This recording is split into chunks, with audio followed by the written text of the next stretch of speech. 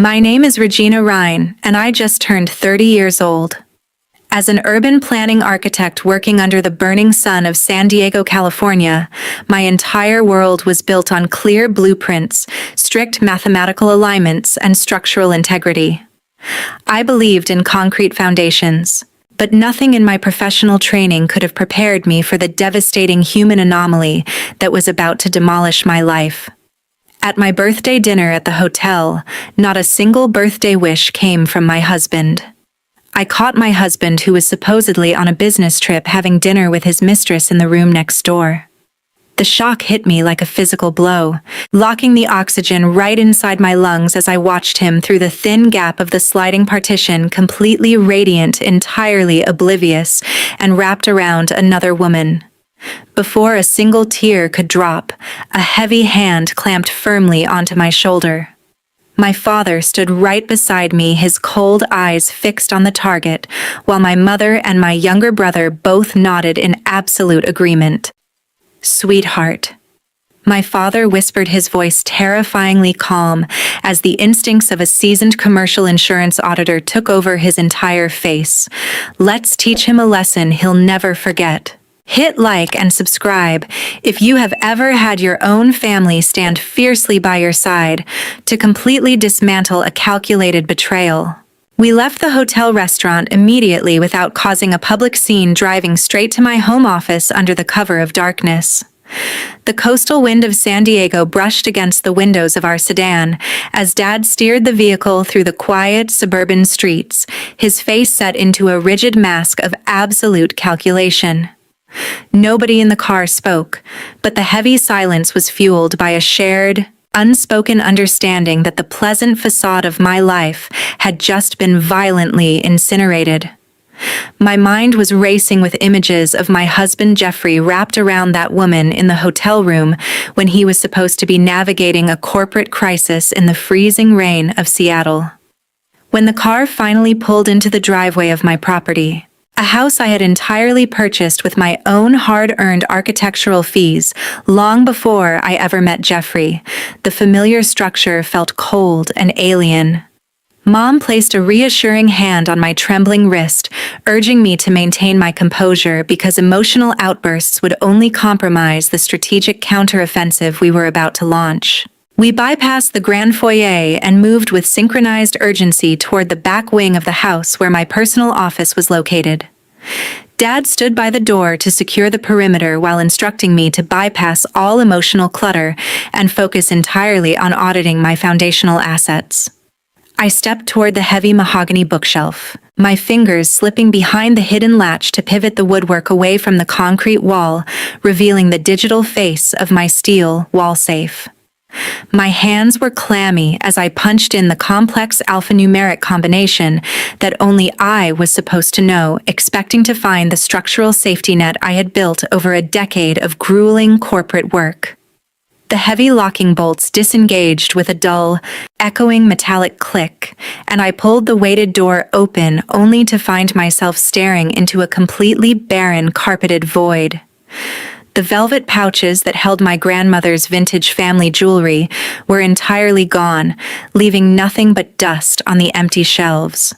Most devastatingly, the heavy manila envelope containing $40,000 in emergency cash reserves, which I kept for independent property developments, had completely vanished. A wave of intense nausea hit my throat as the sheer scope of this betrayal shifted from an infidelity of the heart to a meticulously executed financial slaughter. Jeffrey had not just broken his marital vows in a hidden hotel room, but he had systematically stripped away my security blanket while smiling across our breakfast table every single morning. Dad stepped closer, his analytical eyes sweeping over the empty vault without showing a single flicker of paternal panic, immediately reminding me that numbers do not lie, and that we now had to map the exact blast radius of his actions. I wiped a cold sweat from the back of my neck, pulled out my laptop, and attempted to log into our primary web portal to check my personal investments. My screen immediately flashed a brilliant red notification stating that access was denied due to incorrect security credentials. A cold dread settled deep into my chest as I tried my secondary accounts only to receive the exact same clinical rejection from every single financial institution. Jeffrey had used his knowledge of my personal identification details to systematically alter my security questions, effectively locking me out of my own financial existence. Zachary immediately took his seat at the desk, his fingers flying across his mechanical keyboard as he initiated a secure administrative bypass to circumvent the altered banking protocols. We put the automated bank verification system on speakerphone, listening to a robotic female voice read out the devastating metrics of my financial ruin. My personal savings account, which had held a balance of $40,000 last month, had been systematically drained down to a pitiful $12 through a series of microtransfers. The joint household checking account was completely overdrawn, leaving a glaring negative balance of $300 that screamed of his utter contempt for my financial stability.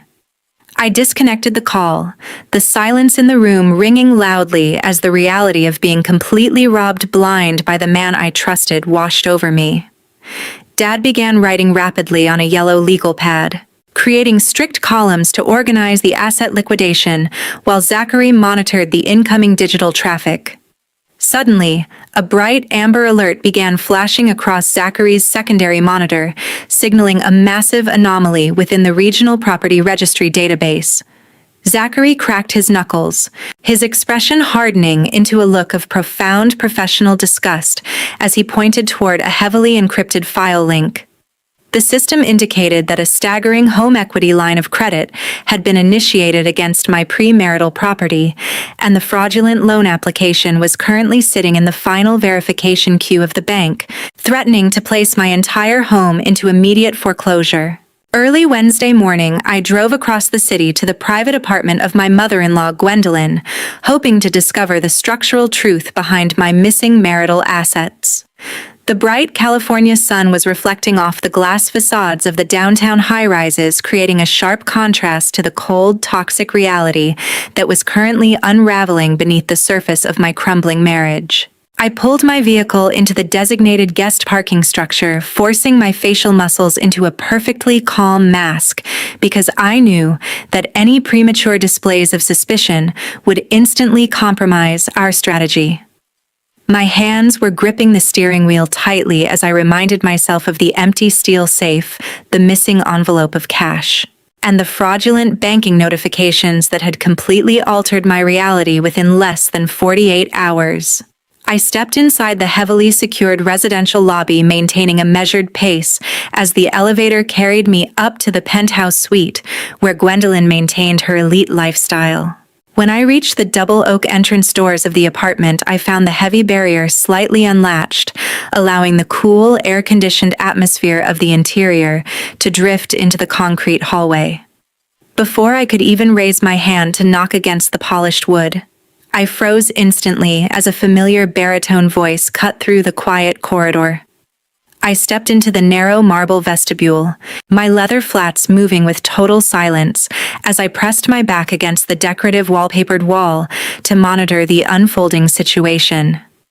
Jeffrey was speaking loudly through the speakerphone of an electronic device resting on the mahogany coffee table in the center of the spacious living room. His tone was dripping with a weaponized, condescending malice that completely surpassed the subtle insults he had thrown at my career during our private conversations at home. Jeffrey was aggressively expanding on a fictional narrative, telling Gwendolyn that I had suffered a total psychological collapse and was systematically destroying our household stability through reckless expenditures. My stomach churned with absolute revulsion as I listened to my husband fabricate an elaborate web of lies designed to frame me as an unstable financial liability before a single legal document could be filed at the county courthouse. He claimed that my technical career was nothing more than an insignificant hobby that had blinded my judgment, forcing him to take complete control of our primary funds to shield the family from my supposed incompetence. From my hidden vantage point behind the partition, I could hear Gwendolyn letting out a soft, sympathetic sigh before validating his words with an eerily calm composure that exposed her absolute complicity. She did not question his sudden accusations, nor did she express a single drop of maternal concern for the woman who had contributed her six-figure architectural income to their family comfort for 5 consecutive years. Instead, Gwendolyn shifted the conversation directly toward a highly calculated asset extraction strategy, encouraging her son to exploit my current vulnerability before the formal separation began. She instructed Jeffrey to immediately routing the outstanding short-term liabilities from his failing ocean freight operations directly into the joint credit lines attached to my personal identification. Gwendolyn explained that by consolidating their commercial debts under my individual profile, they could legally shield their own capital while leaving me completely bankrupt when the impending divorce proceeding reached the California family courts. The sheer predatory nature of her advice made my blood run cold, revealing that the woman I had embraced as a parent was actually the primary architect behind this financial slaughter. She openly referenced his junior broker, Colleen, praising her family's prominent regional status while treating my independent existence as a disposable stepping stone that had officially outlived its operational usefulness. I took a slow, deep breath to steady my racing pulse, refusing to let the burning fury in my veins erupt into a useless public confrontation that would only allow them to hide their digital footprints. I peered through the small opening of the sliding glass partition, my eyes focusing on the mahogany surface of the table where a thick stack of corporate documents lay completely exposed. Nestled between the banking statements was a series of freshly printed registration files, displaying the official golden seals of the state registry. My analytical training allowed me to instantly process the legal nomenclature printed across the primary cover sheets, revealing a network of undisclosed limited liability companies established under Gwendolyn's full legal name. The documentation made it explicitly clear that she was serving as the primary registered agent for the exact shell corporations Jeffrey was utilizing to extract the equity from my premarital property and siphon the stolen funds into foreign accounts, sealing their collective fate within a massive web of federal white-collar fraud. By Thursday morning, I gathered with Dad and Zachary in an isolated workspace to deconstruct the digital data we had recently intercepted from our compromised accounts. The heavy windowless room hummed with the steady vibration of server equipment, providing a secure sanctuary completely detached from the superficial luxury of the corporate offices downtown. I sat quietly next to the large glowing monitors, my eyes focusing on the moving lines of code as Zachary utilized his specialized background as an enterprise cloud systems architect. He spent hours executing a deep administrative audit targeting the highly secured internal networks belonging to the international transportation conglomerate, where Jeffrey managed the regional shipping lanes. Zachary bypassed the standard firewall layers, tracing the subtle numeric deviations left behind in the data streams until he successfully located a hidden path of operational transactions. The analytical system slowly unraveled a massive layer of white-collar deception, exposing a severe criminal conspiracy that immediately shattered any remaining illusions regarding my marriage. The decrypted ledger files proved that Jeffrey had covertly collaborated with a remote digital notary agent who operated entirely under the corrupt influence of his mistress, Colleen. By combining his structural access with this compromised third-party specialist, Jeffrey had systematically forged my digital signature to bypass the mandatory security verifications of the California banking laws. This illegal arrangement had allowed him to secure the final approval for a staggering home equity line of credit, successfully discharging $200,000 directly out of my paid-off residential property. The raw financial datasets on the screen left no room for denial, transforming my domestic dispute into an undeniable case of identity theft and aggravated fraud. My chest tightened with an intense wave of adrenaline as the digital footprint tracked the immediate movement of the stolen $200,000 across the global financial system. The entire lump sum had been wired within 48 hours to purchase a newly registered fleet of commercial heavy-duty container trucks operating directly out of the busy port of San Diego. Zachary opened the Maritime Transport Registry displaying the official ownership certificates that listed the holding company as a shared entity belonging equally to Jeffrey and Colleen. They had utilized the value of the roof over my head to establish an independent commercial empire, essentially forcing my personal credit to finance his illicit relationship while they built a parallel life on my dime. Dad adjusted his glasses, his seasoned auditor instincts taking over as he methodically cross-referenced the newly uncovered corporate identification numbers against the federal tax archives. He pointed a steady finger toward a series of fraudulent environmental consultation receipts, pointing out the highly sophisticated money laundering mechanism that Gwendolyn was managing beneath her public facade. The entire net profit generated by the new shipping fleet was being systematically converted into private corporate donations flowing straight through the administrative accounts of a registered charitable foundation, directed exclusively by Gwendolyn. She was actively using her high society prestige to polish the dirty commercial capital, transforming their predatory theft into an apparently legitimate operation while shielding her son from regulatory oversight. The forensic investigation reached a terrifying crescendo as Zachary unlocked a highly partitioned directory buried within the cloud server's primary financial routing maps.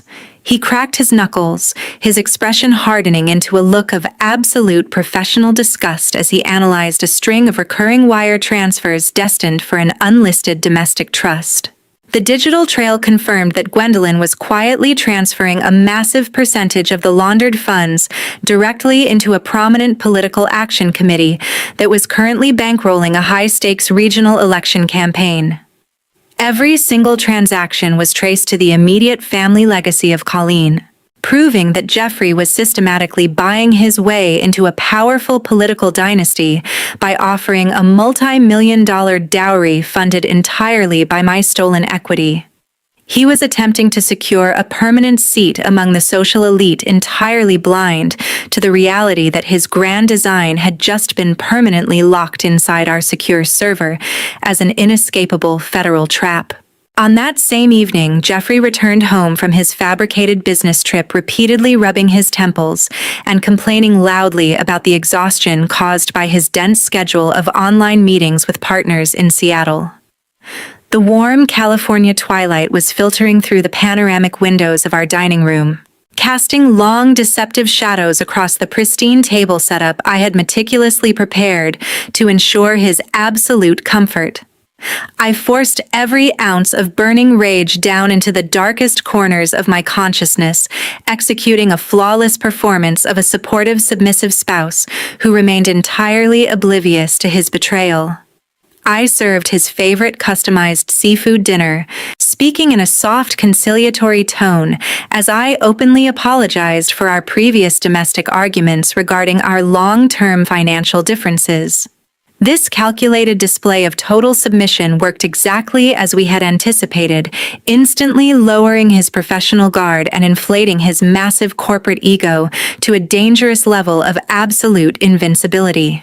Jeffrey leaned back in his chair with a patronizing smirk, swirling his white wine, while accepting my calculated apology with the arrogant demeanor of a superior manager, neutralizing an insubordinate employee.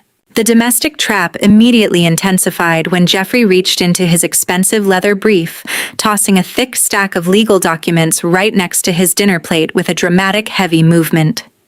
His expression turned completely cold and condescending as he launched into an aggressive monologue, utilizing complex corporate terminology to pressure me into immediate compliance. He demanded that I place my signature on the transfer lines by the end of the night, claiming that my remaining personal stock portfolio and the suburban land registry needed to be consolidated under his new limited liability company to shield our household from impending tax changes. He raised his baritone voice whenever I projected a small dose of confused hesitation, aggressively gaslighting my professional intellect by reducing my decade of architectural achievements to a mere administrative hobby. Jeffrey confidently declared that my independent assets were completely exposed to regulatory liabilities, shouting that his financial expertise was the only shield keeping our family from total bankruptcy, while I simply managed minor blueprints. I allowed him to finish his rehearsed tirade without offering a single word of defensive resistance, letting my shoulders slump slightly to project the image of a completely defeated wife who had finally realized her own insignificance. While he was busy pouring another glass of wine and celebrating his apparent psychological dominance, I calmly gathered the paperwork under the pretense of reviewing the technical boundaries before executing the signatures. Thanks to the synchronized coordination between Dad and our corporate litigation attorney, we had spent the previous afternoon crafting a masterpiece of legal camouflage that perfectly mirrored the typography of the original transaction files. I walked to the kitchen island and quietly extracted the original page 48, seamlessly replacing the standard asset absorption clause with a devastatingly comprehensive post-nuptial forfeiture agreement. This new hidden section utilized the exact same margins, font sizes, and corporate borders that Jeffrey's commercial firm utilized. But the legal mechanism it triggered was absolute poison for his entire existence.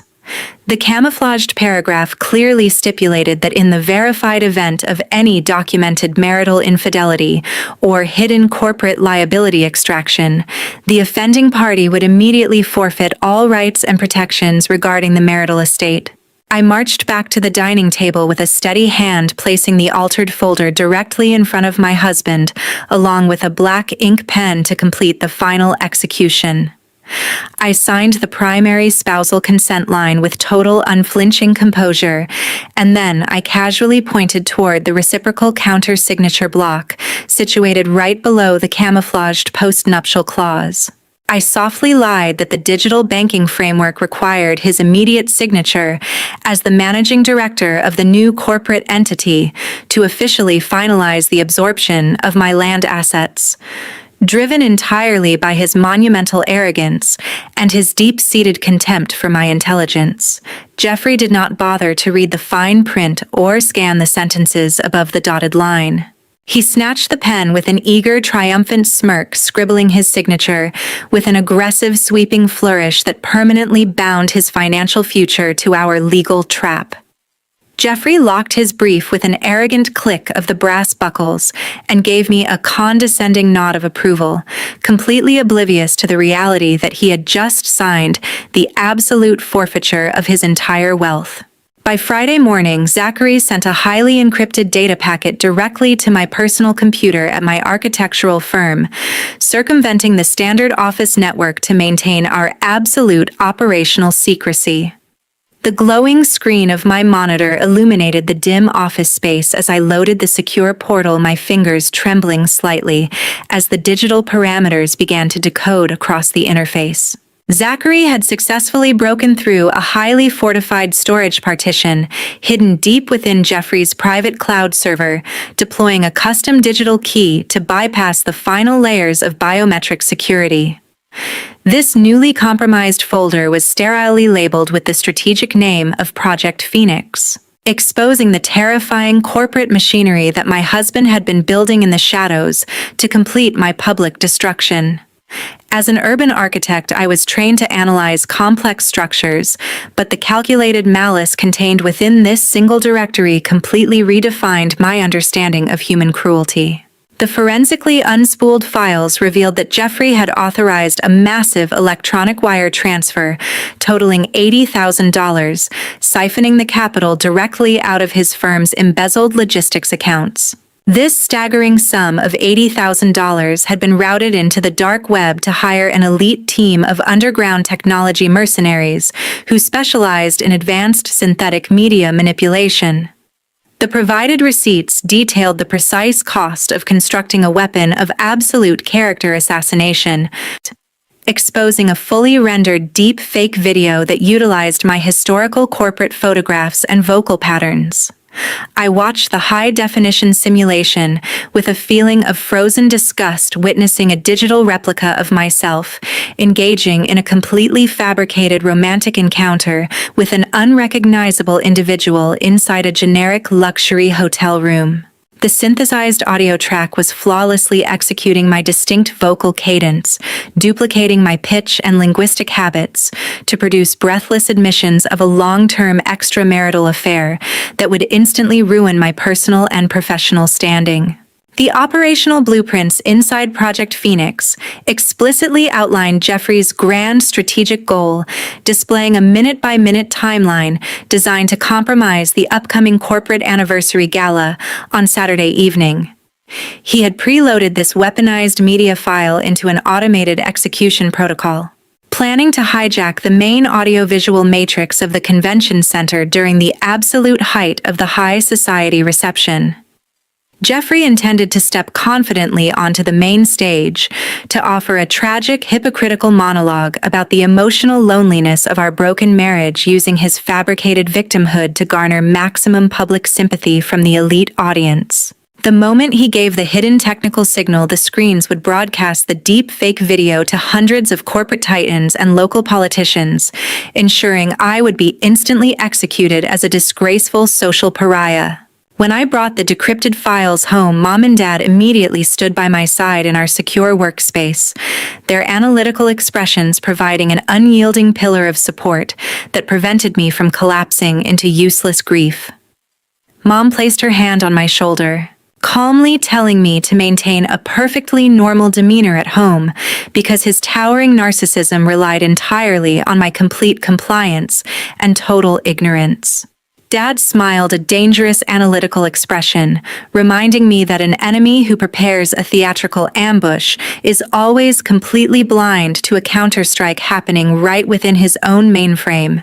Zachary immediately went to work at his terminal and spent hours programming a sophisticated override script designed to quarantine Jeffrey's files and replace the synthetic deep fake with our own irrefutable forensic data logs. The tension inside our secure room reached an absolute peak later that evening when a separate administrative notification flashed across my system, displaying the official VIP guest register for the Saturday gala. My eyes scanned the scrolling lines of names, realizing that the audience would include the most powerful federal judges, regional banking executives, and influential media directors in the state. Every single individual who managed the socio-economic framework of San Diego would be sitting directly in the blast zone of our impending counteroffensive, waiting to witness the grand, spectacular public unveiling of their collective ruin. At exactly 8 o'clock on Saturday evening, the magnificent convention center located right along the scenic embankment of San Diego Bay illuminated the coastal skyline, welcoming the entire elite circle and high society dignitaries of the region. The architectural masterpiece of the venue featured towering glass arches that looked directly onto the dark rolling waters of the Pacific, creating an atmosphere of suffocating pretension that filled the expansive ballroom. I arrived precisely on time, wearing a structured emerald green silk gown that felt exactly like a customized suit of armor designed to withstand the impending chaos. Gwendolyn intercepted me almost immediately near the entrance, her face twisting into a razor-thin, deceptive smile as she orchestrated a final display of calculated cruelty. She directed a passing usher to escort me away from the primary tables, intentionally placing me at a small, wobbly table, shoved directly into a dark, unadorned corner right next to the swinging service doors of the kitchen. I sat in the shadows of the service staff, observing the panoramic view of the room with an absolute freezing serenity, because I knew the entire structure was rigged with high explosives. Jeffrey strode through the grand double doors a few minutes later, radiating a slick, practiced charisma as he confidently guided Colleen into the absolute center of the high-profile gathering. He introduced his mistress to the corporate board members under the fraudulent guise of a strategic commercial partner, weaving a magnificent illusion of corporate synergy to mask his brazen disrespect. Colleen smiled graciously at the arriving guests, her silver sequined dress catching the light of the crystal chandeliers, while the heavy diamond necklace rested against her neck. Zachary's data tracking had already confirmed that this specific piece of luxury jewelry was paid for by a corporate credit line, hiding beneath the falsified administrative approval accounts that Gwendolyn had cleared. Jeffrey tightly held the small of her back as they floated toward the front rows, completely blind to the reality that his monumental arrogance had driven him straight onto a stage of total self-execution. The ambient illumination in the Grand Convention Center suddenly began to dim, signaling the absolute finality of the trap as Jeffrey stepped confidently onto the main stage to deliver his speech. He leaned into the microphone, his rich baritone voice filling the cavernous space as he launched into a deeply hypocritical monologue about the tragic emotional loneliness of our broken marriage. He painted himself as a stoic, dedicated martyr who had poured his soul into a failing union, whispering weaponized lies about my supposed financial recklessness to garner public sympathy. As he reached the planned crescendo of his performance, Jeffrey gave a sharp, definitive nod toward the elevated audiovisual booth, intending to activate the execution file containing the deep fake video. At that exact microsecond, Zachary activated our custom override script from his remote terminal, completely locking out the venue's mainframe computer and replacing the synthetic media file with our own certified datasets. The massive 20-foot projection screens instantly ignited, blasting a startling clinical white glow over the stunned audience of federal judges, banking executives, and prominent regional politicians. Instead of the grainy hotel room of the fabricated video, the towering displays broadcasted a crystal-clear security feed of Jeffrey and Colleen embracing passionately at the airport terminal during his alleged Seattle business trip. The visual forensics immediately expanded, shifting ruthlessly to display the animated financial ledgers that tracked the fraudulent $200,000 home equity extraction line. The screens magnified Jeffrey's forged signatures alongside the state registration documents of the shell company networks, leaving absolutely no room for interpretation or denial before the elite crowd. A deafening roar of outrage and aggressive whispering erupted through the ballroom as the absolute reality of their multi-million-dollar corruption ring was laid bare in panoramic scale. The father of Colleen, a prominent politician whose entire campaign relied on a foundation of unassailable public trust, physically recoiled in horror as his legacy evaporated under the glare. Realizing the immediate threat to his political survival, he stood up publicly, announced that he was stripping Colleen of her entire family inheritance and forced her to sign an immediate resignation from the campaign. Simultaneously, the chief executive officer of the logistics conglomerate marched directly onto the stage, publicly dismissed Jeffrey in front of the crowd, and immediately dialed a direct line to report the massive embezzlement scheme to the Federal Bureau of Investigation. As Gwendolyn frantically attempted to escape through the rear service doors to avoid the media cameras, my father stood waiting in the threshold with 2 security officers to hand her a copy of the federal indictment for money laundering. Jeffrey collapsed entirely onto the polished stage floor, his customized tuxedo rumpled as he stared blankly at the towering screens that had permanently bound him to a mountain of debt under the post-nuptial agreement of page 48. His career was entirely eradicated, his wealth was legally dissolved, and the ironclad clauses he had blindly signed ensured he would spend years facing the unyielding weight of a federal penitentiary sentence.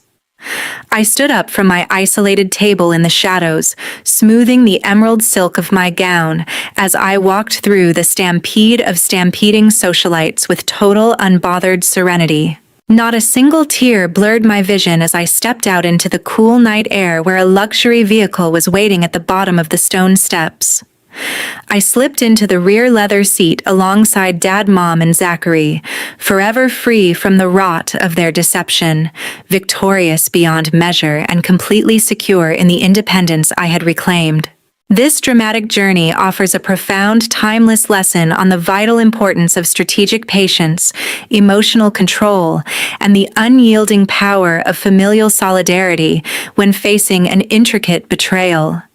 True strength does not lie in explosive public confrontations, but in the quiet, methodical collection of facts, the preservation of personal independence, and the refusal to internalize the toxic narratives of our predators. By choosing logic over immediate anger, the truth can transform a calculated ambush into an instrument of absolute justice. I want to extend my deepest, most sincere gratitude to every single one of you who has listened to the very end of this story. Your time and your incredible support mean the absolute world to me as a creator. Please share your thoughts, your personal insights, and your own experiences in the comments section below, and let us continue to build a community grounded in resilience and self-reliance.